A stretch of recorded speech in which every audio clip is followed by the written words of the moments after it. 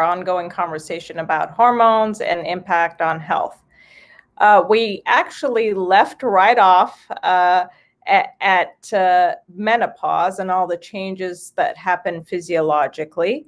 And we left you all hanging in terms of what interventions can be made to help this transition occur more uneventfully or more easily. So, Dr. Gersh, I'll let you just continue where you left off.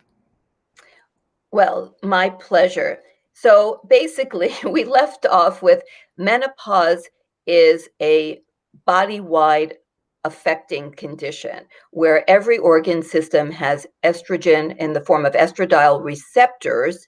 And therefore, when you lose your estrogen production from your ovaries, every organ will have serious impact. And I talked about the fact that the circadian rhythm becomes completely off the beat. And so every woman in menopause is living a life of jet lag. And that leads to basically metabolic issues involving every organ system. And I didn't really mention cardiovascular, but, add that to the list, and women in menopause, because they end up having a disrupted gut barrier and leaky gut, they have impaired gut barrier function, they have leaky endotoxins that are coming through their body. So every woman in menopause is going to have a state of chronic low-grade inflammation. So that's also important to know ahead of time so that you know what we're trying to deal with. So we're trying to deal with circadian rhythm problems, gut microbiome dysbiosis, leaky gut, and chronic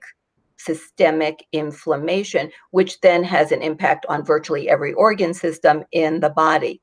So what can we do about it? Well, recognizing that a lot of the issues stem from this circadian rhythm dysfunction, we can work with working hard to get our master clock back on the beat.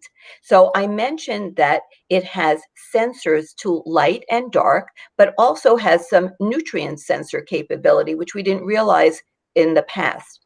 So knowing this, we can then work to try to align our master clock with the actual rotation of the earth so that we can actually get back on the beat. So we know that our body is, in terms of how our bodies are designed to digest food, and how it's designed to deal with sugar in our bloodstream, our insulin sensitivity, all of these things are very circadian. So it's different at different times of the day. Well, it's been discovered that we are most insulin sensitive. So we're most equipped physiologically to consume food in the morning. When we do, our blood sugars will not rise as much, even for eating the same foods, and therefore our insulin levels will not rise as much. And although insulin is essential for life, if you don't have insulin, then you can't live. That's what happens with type 1 diabetics. So insulin is critical for living, but like everything, it should be in the right place, in the right amount, at the right time. And so we don't want to have chronically high levels of glucose or insulin. So by eating a good percentage of our food intake in the morning hours, preferably fairly close to when we get up in the morning, we will have more insulin sensitivity and our insulin levels will rise less and our glucose levels will rise less. Unfortunately, we now know that having very rapid and frequent ups and downs of insulin and glucose throughout the day, not just the average, but because average matters, but it's not just the average that matters. If you have spikes coming and going all day long of you're spiking up glucose, you're spiking up insulin, then it's dropping, it's going up, it's going down, that creates a lot of inflammation and metabolic disarray in the body. So the last thing we want to do is eat endlessly during the day, because that is going to promote a lot of glucose coming up and then the follow-up with the insulin. So we want to do no snacking. So, and if we do have to snack, we want to eat something that will not raise our glucose or our insulin. That would be something that has just fat in it. So you want to try to get back on the beat by eating a big portion of your food for breakfast. And I'm not talking about breakfast foods in the conventional American sense, because those are not the foods that we're talking about. Whole, fresh foods, like coming like farm to table and organic. We don't need chemicals in our our mouths and in our digestive tracts or in our bloodstreams. So we want to eat fresh, organic, farm-to-table foods. Think like a meal. So I like to take the idea of conventional breakfast foods off the table, literally and figuratively, so that you think in terms of just food. And we want to try to get in tremendous amounts of fiber and plant-based polyphenols. The phytonutrients of plants create, like I call it, the magic sauce of food. These polyphenols have magical properties in our bodies. They even dance with our microbes and increase the diversity and health of our microbial population in our gut, which we now know is so critical. That those trillions of bacteria that live in our gut actually set the stage for all the health of our body in terms of regulating our immune system and our autonomic nervous system, and regulating how much inflammation we have, and of course how we digest our food. And it works in connection with the liver, the metabolic powerhouse of the body. And we know that after menopause, many women develop what's called non-alcoholic fatty liver disease, which is like metabolic chaos for the liver. When the liver becomes inflamed like that with that excessive fat deposition, it has uncontrolled gluconeogenesis. So it starts just spewing out glucose for no particular reason, not based on what the body needs.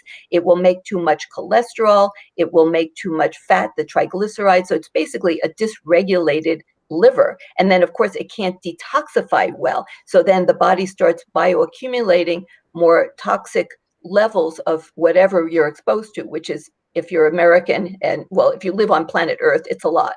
So we know that our bodies are always being bombarded with environmental toxicants, and our liver is the master detoxifying organ. And of course, it needs to be healthy. It also needs a very vital array of nutrients in order to run the proper machinery of the detoxification processes. So all of this speaks to the importance of eating a plant-based diet filled to the hilt with all kinds of diversity. That's why we say the colors of the rainbow, because the colors of fruits and vegetables are indicative of different polyphenols, like these magical ingredients that actually work to tremendously maintain and improve our health status.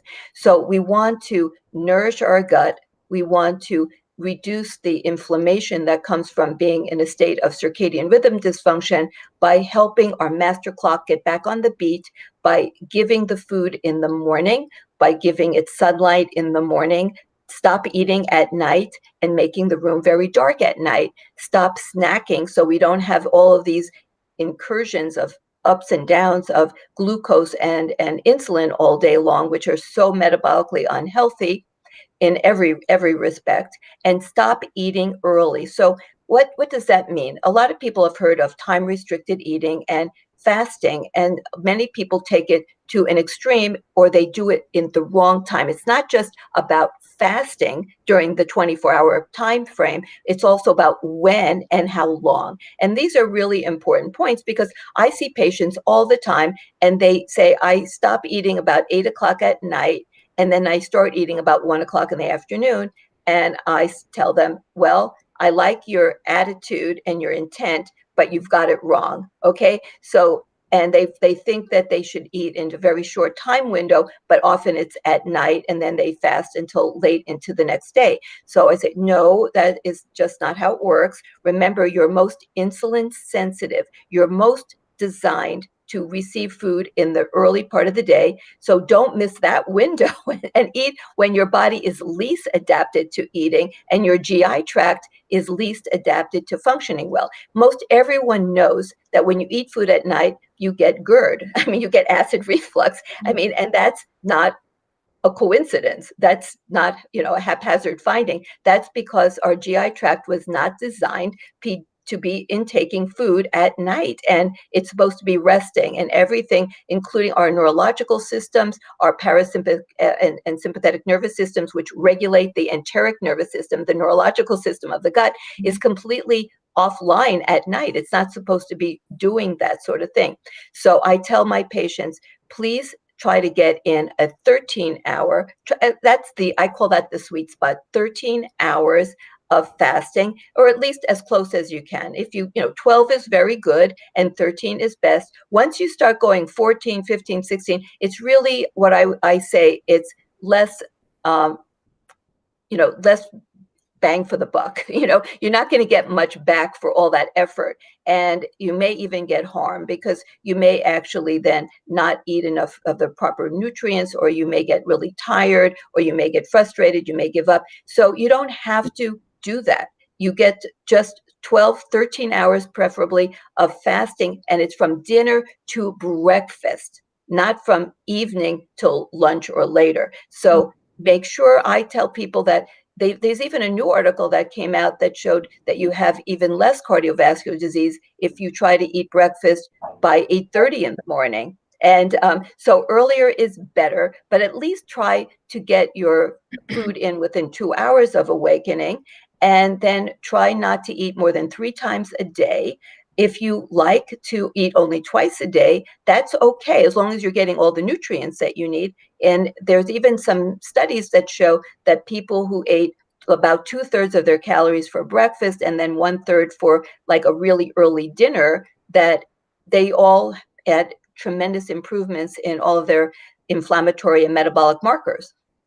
But I have to be realistic and pragmatic. So I tell my patients, just don't eat more than 3 times a day. Stop eating by 7 p.m. at the latest, earlier if you can, and then have your breakfast, get your 13 hours of fasting in overnight.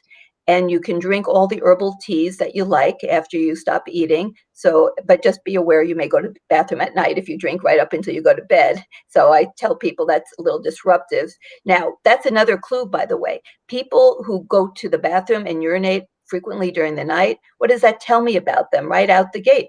They have circadian rhythm dysfunction, because when you have proper rhythms, when the body is proper regulated with the circadian clock and the 24-hour rotation of Earth, your bladder becomes really quiescent at night. You don't actually use your kidneys much at night to filter through and create a lot of urine at night. And they've shown that there's very little bladder filling at night in a healthy person. But you should have what else? Gigantic blood flow to your brain at night.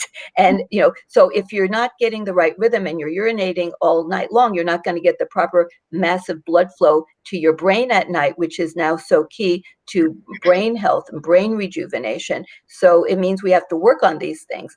And in addition, once I have my patients get on a plant-based diet where they eat, I utilize what I call the sustainability diet and the longevity diet, where I focus so heavily on plant-based foods and just a small amount of animal. But I do actually recommend for my most metabolically unhealthy patients that they even try going vegan for 3 to 6 months in the beginning, because we know when you have the wrong microbes living in your gut, that you actually process animal protein in such ways that you create toxins like TMAO or nitrosamines, which are carcinogens. So we need to get the gut microbiome sort of rehabbed so that we can then do the right things when we eat the foods that have choline or the foods that have carnitine, so that we don't actually create toxic particles that can harm us in a whole variety of ways. And so we want to really get these wonderful nutrients and plants into our diet and get the time restricted eating where we don't snack. We eat a big breakfast. If we have to snack, I learned this, you can eat a little handful of olives, which are very healthy and not going to raise your blood sugar. If you just eat like 6 olives and you have a big mug of green tea or an herbal tea, then, and you take a walk, you'll be fine, and you'll lose that, that whole desire. And then as you get into this more rhythmic pattern of sleeping and eating, then your systems will become like back online, and you won't have those terrible uncontrolled urges and binging kind of desires, because your body will self-regulate, and all of those things that you had are a sign that you're dysregulated. And when you're getting everything back on track, then those urges and binge feelings and night eating urges, they'll really start to dissipate, and you won't even have them anymore. And then we can move into more advanced fasting. I was making, I'm sorry, a few notes on some of the things you mentioned. I'm sorry. One of the things that I want to talk about is this. You talked about this yo-yo of blood sugar, and I just wanted to mention the symptoms to look out for. So I always tell patients and guide them on how to identify when they're having those blood sugar fluctuations. So low blood sugar symptoms would be just being hungry, irritable, tired. I'm sorry, I think I need to drink some water. Being irritable and headachy and shaky. So those would be low blood sugar symptoms. And a lot of times after a big meal, if you're sleepy, you need to take a nap, you're tired, again, these are probably signifying high blood sugar. And you want to basically balance your diet, and being on the longevity diet, as you mentioned, helps you balance the right amounts of carbs and proteins and fats, so you're not getting this constant yo-yo. And you should have neither one of those symptoms, no low blood sugar and no high blood sugar. The other thing that I wanted to mention, and it kind of ties in with some of the things that we mentioned with stress hormone, is that even this blood sugar fluctuation, it is a stressor to the body. So if you're skipping meals, it's going to kick up your cortisol and have unfavorable results, as we talked about on the first part of this conversation with Dr. Gersh. So I'm glad you mentioned not skipping breakfast, because that is, I would say, still in our practice, probably over 80% of the patients are doing intermittent fasting and skipping breakfast. So I often hear the first meal being at 12 or 1. It just seems to be easy, and I have to sort of reorient and say, nope, we want to have breakfast. If you're trying to maintain or maybe even lose weight, maybe you want to have 2 meals within the time, within 12 hours, 13 hours, with a small snack around 250 calories. If you're trying to gain weight, you can have three meals, but keep it sort of in that range. You mentioned sort of going longer, 14, 16, these longer fasts. The only thing I want to mention is sometimes they are associated with a greater risk of developing gallstones. So you want to be cautious about pushing it later and later. And then I think, the other thing is, it's amazing how having people just do these simple interventions of eating at the same time, waking and sleeping at the same time, really just helps set that clock. And whether it's a younger person or a patient in menopause, I'm always telling people that even, you can have jet lag between the weekday and the weekend. If you're going to work, waking up at 7, but on the weekend you're sleeping in till 11 or 12, it's gonna interrupt your clock. So you want to be as consistent as possible. So of course we can keep talking on and on, Dr. Gersh.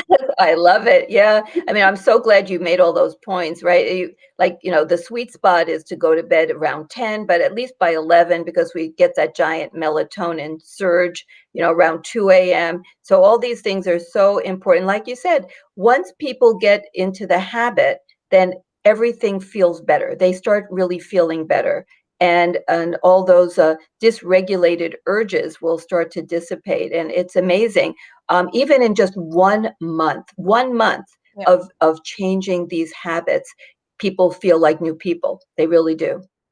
I was just listing some of the things, the processes that you mentioned that are ongoing in PCOS patients: fatty liver, inflammation, metabolic disease, insulin resistance, obesity, and gut microbiome changes. And I'm thinking, well, I know of a really good way to address every single one of those.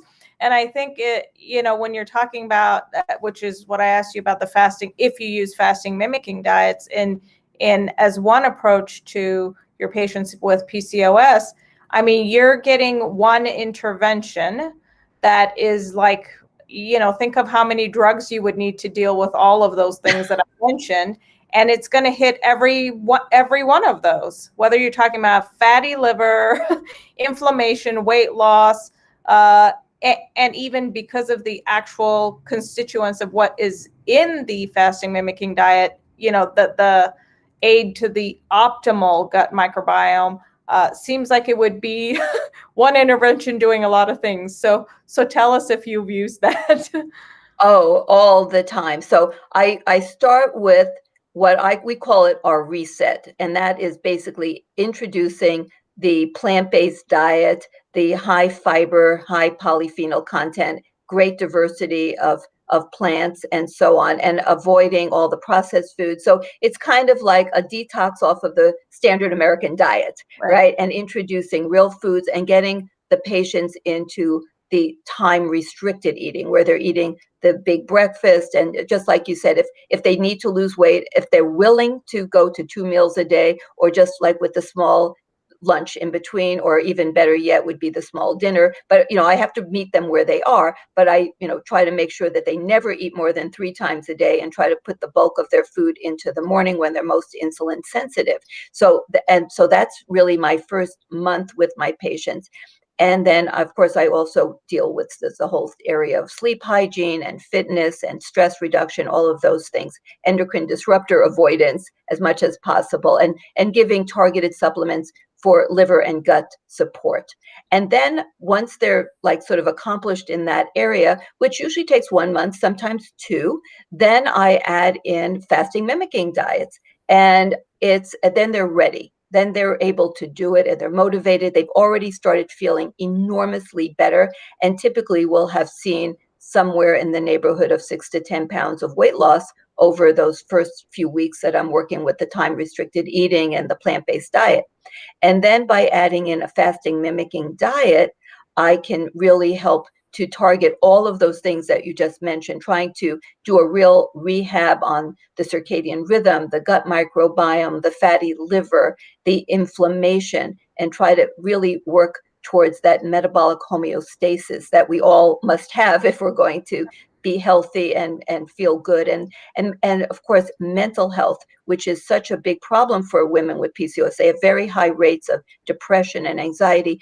At this point, they're feeling so much better. And when we add in the fasting mimicking diet, I'm seeing tremendous benefits from a mental health point of view as well. Both they feel, I can do this, just the accomplishment of achieving these goals, of actually doing something that's positive, taking the proper steps to regaining health, and then just feeling so much better, so much more alert and dynamically energized and so on, and sleeping better as well, which we know how important sleep is, and getting them into the sleep habit, and then everything starts coming alive again inside of them. They feel so much better in every which way. And of course, women with PCOS often have a lot of problems with acne. So it's not part of the definition of PCOS, but it's very common, and often in the most severe cases, they have this cystic acne, hormonal acne, they call it. And then we start to see that clear up. And when they look in the mirror and they don't see a face full of painful pimples in their lower jaw area, their self-esteem starts to rise. And it's like a feed forward thing. Once you start having self-esteem and feeling good about yourself and having confidence in yourself, then everything can take off from there. And then you can ask them to do more, like starting to do more exercise and more mind-body medicine and so forth. Do you know, in terms of frequency of needing to do FMD, does it end up, how often do you usually have to repeat to get, I'm sure you're tracking biomarkers and all of that. So I try to have them do it for 4 months straight, so it's 5 days out of the sequential 4 months. Most people can get 3 months, and I try to get them to do 4 months. And the more results they see, then they're on board. And it's really been really wonderful when I have family support. I would say, Dr. Gersh, one important area, again, based on our community of listeners, in terms of endocrine disruptors and hormone sensitive cancers, that it's going to be a problem as well, correct? Oh, absolutely. In fact, one belief, which I believe as well, is that the reason that we have an substantial increase in premenopausal breast cancers is because of endocrine disruptors that are interfering with our normal endocrine systems and our normal hormonal rhythms and patterns and levels. So endocrine disruptors are absolutely very influential in developing cancers like breast cancer in particular, but all the different cancers have some relationship to endocrine disruptors because it affects our ability to have proper metabolic health. And we now know, as you said earlier, basically metabolic health and all of the sequela of poor metabolic health leads to everything that we consider chronic disease, and that includes cancer. So we now know that cancer is actually in the family of a metabolic disease, and it's related to having metabolic disruptions, which are, of course, incurred by these endocrine disruptors.